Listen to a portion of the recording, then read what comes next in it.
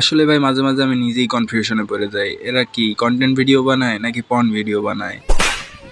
যাই হোক ভাই, আজকে এইসব মানকি খাগিদেরকে নিয়েই খেলবো। আমি আগে সোশ্যাল মিডিয়া মানে বুঝতাম সামাজিক যোগাযোগ মাধ্যম, সাথে হালকা পাতলা বিনোদন, কিন্তু বর্তমানে সোশ্যাল মিডিয়ার অবস্থা দেখে মনে হইতেছে ভিপিএন ছাড়াই ওয়েবসাইটে ঢুকে পড়ছি। सारे मिलके हमको पागल बना रहे मादरचोद के। এইসব মাঙ্কি খাগিরা সোশ্যাল মিডিয়ায় এইসব পোলাপানরে উত্তেজিত করে আর ঘরে বসে শশা নষ্ট করে।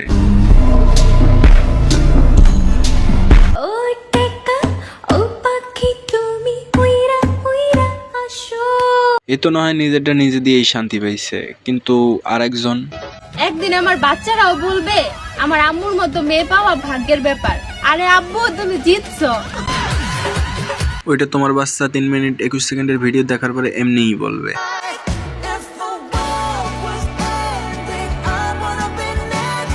এটাই সেই কষ্টের ফল। আসলে ভাই যা বুঝলাম, এদের কোনো লজ্জা শরমই নাই। এদেরকে দেখলে এখন আমাদেরই লজ্জা লাগে।